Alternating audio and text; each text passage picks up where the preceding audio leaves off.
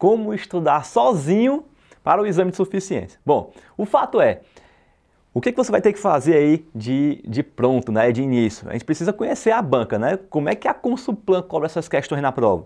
Então, o primeiro que você vai ter que fazer é esquematizar como é que a banca cobra as questões na prova, o que ela cobra na prova, como é que ela se posiciona.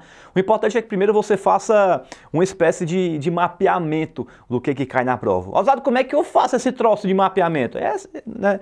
Assim, esse primeiro momento, apesar de que assim, a nossa ideia é ganhar tempo com o estudo, mas esse primeiro momento você vai ter que gastar um pouquinho de tempo para poder acelerar lá na frente, tá? Assim, então a gente tem aquela ansiedade instantânea de querer o resultado para ontem, né? Mas assim, quando se trata de um estudo um pouco mais aprofundado, são 14 disciplinas, né?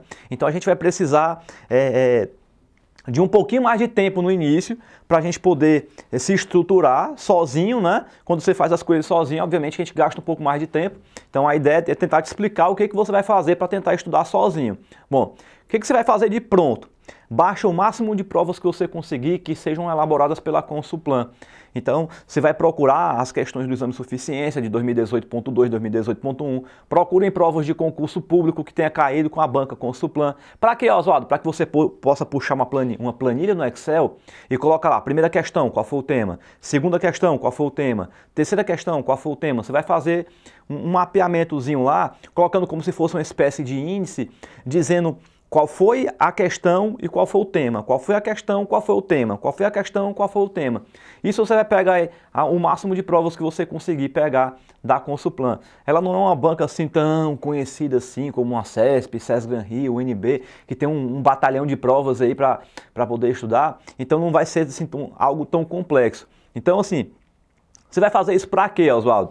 Você vai fazer isso daqui para que você possa entender a frequência de como os conteúdos caem na prova e entender pontualmente qual é a parte do assunto que cai na prova. Porque, veja, existem determinados assuntos que estão lá no edital que foi muito pouco cobrado. E quando ele não cobra toda a parte da norma que tem de uma resolução e tal, ele vai pegar algum ponto específico. Eu vou te dar um exemplo. Se você abrir as questões de auditoria na prova, por exemplo, quando cai a auditoria na prova, o examinador gosta de cobrar da gente a parte de relatório de opinião. Então isso está na NBCTA 700, na 705 e na 706. Então são 3 normas. Se você pegar uma pela outra, em média tem aí umas 30 páginas mais ou menos. O fato é, você não vai precisar estudar 30, 60, 90 páginas de resolução. Por que, Oswaldo? Porque pontualmente quando ele cobra essas normas na prova, ele quer saber especificamente a parte do relatório de opinião. E o relatório de opinião você vê em uma página dentro das 90 páginas das resoluções. Então, quando você fizer esse mapeamento e entender o que cada questão está cobrando, você vai conseguir estudar de forma direcionada. Aí é o momento que você acelera o seu estudo. Porque se você for aqui, vou começar a estudar agora, e você for pegar as resoluções e sair lendo, você vai gastar um tempo absurdo lendo as normas, lendo os pronunciamentos contábeis, lendo legislação. Só que de toda aquela norma não cai tudo, são alguns pontos específicos. Oswaldo, como é que eu vou saber quais são esses pontos específicos? Exatamente fazendo o mapeamento. Quando você faz o mapeamento e entende o que o examinador está cobrando de cada questão, você vai lá e estuda pontualmente aquela parte que cai na prova. Não precisa você estudar tudo, não é isso que o examinador cobra. Então eu vou te dar outro exemplo. Quando cai estoque na prova, você vai estudar o CPC do estoque todinho? Não. Quando o examinador cobra estoque na prova, ele quer saber a avaliação do método PEPS, avaliação pelo método da média ponderada, ou então ele vai fazer um trocadilho entre a avaliação de custo, se ele vai trabalhar pelo custo ou pelo valor realizável líquido. A gente tem que saber que é dos dois o menor. Então, esses detalhezinhos você só vai conseguir enxergar a partir do momento que você vê a frequência com que as questões caem na prova. Por isso que você precisa dar aquela paradinha primeiro, sossegar o coração, porque eu sei que a gente tem aquela ansiedade instantânea de querer avançar rápido, só que nesse momento você vai ter que desacelerar para depois dar aquela alavancada lá na frente. Então você vai meio que perder um rendimento nos seus estudos, porque você não vai estudar, você vai mapear primeiro, e aí você vai perder rendimento no estudo para depois você estourar no rendimento do estudo. Estourar como assim, Oswaldo? Porque quando você estudar de forma direcionada, sabendo pontualmente os conteúdos que caem na prova e estudando necessariamente aquilo que o examinador cobra, você vai ganhar tempo. Eu vou te dar outro exemplo para poder ficar mais claro para ti ainda. controladoria. É uma disciplina que cai na prova do exame de suficiência. Mas sabe qual é o detalhe? Quando cai questão de controladoria na prova, é indicador de desempenho que o examinador gosta de cobrar. Então, de todos os conteúdos que tem lá, então você vai ter que estudar índice de liquidez seca, índice de liquidez imediata, índice de liquidez corrente. Você vai ter que ver os indicadores de desempenho. Pronto. Esse é o grosso que cai na prova quando cai controladoria. E olhe lá quando cai, porque quando cai uma questão já teve semestre que nem caiu. Então assim, até a distribuição das questões você vai ter que entender no momento do seu estudo, porque tem disciplinas que são mais importantes e tem disciplinas que são menos importantes. Rosado, como assim? Quer dizer que tem disciplina mais importante do que a outra? Não que a disciplina em si seja mais importante do que a outra. O fato é que assim, na hora da prova vai ter uma distribuição do número de questões. Então se você pegar a teoria da contabilidade, contabilidade geral e normas brasileiras de contabilidade, essas três disciplinas juntas, elas somam aí em torno de 25 a 28 questões na prova.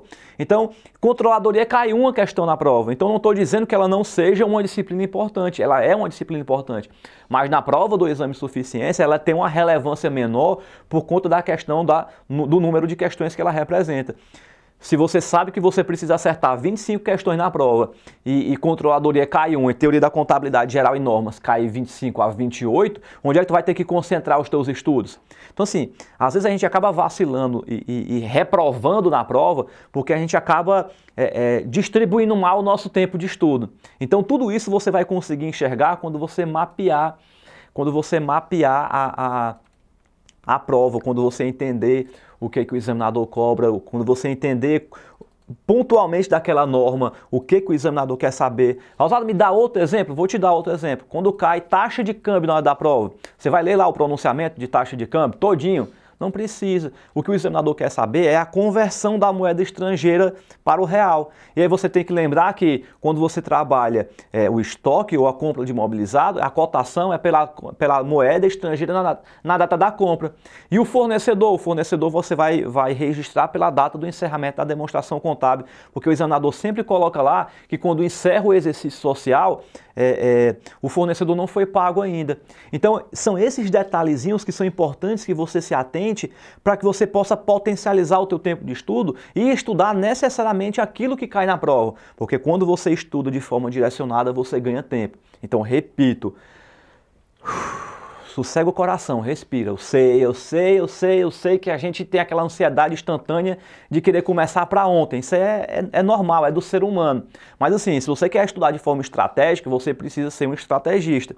E o cara que é estrategista, ele pensa primeiro para depois agir. Então primeiro você tem que montar aqui o cerco, você tem que estruturar o teu trabalho, organizar o que você tem para fazer, para depois você iniciar o estudo. E aí quando você for estudar, aquele tempo que você, abre aspas, pensou que tinha perdido, foi a preparação do teu terreno para que você pudesse ter um upgrade aí no teu processo de aprendizagem, para que você consiga acelerar o entendimento daquilo que cai na prova. Beleza? Ó, para tentar facilitar um pouquinho mais a tua vida ainda, com técnicas de estudo que você pode utilizar na hora que você estiver estudando aí para a prova, eu vou deixar aqui embaixo um link onde você pode baixar um e-book, onde eu coloquei aqui estratégias de estudo que você pode utilizar no momento que você estiver se preparando. Então tem várias estratégias aqui bacanas que você pode começar a aplicar a partir de hoje. Então vem aqui embaixo, tem um formuláriozinho, você preenche o formulário rapidinho, o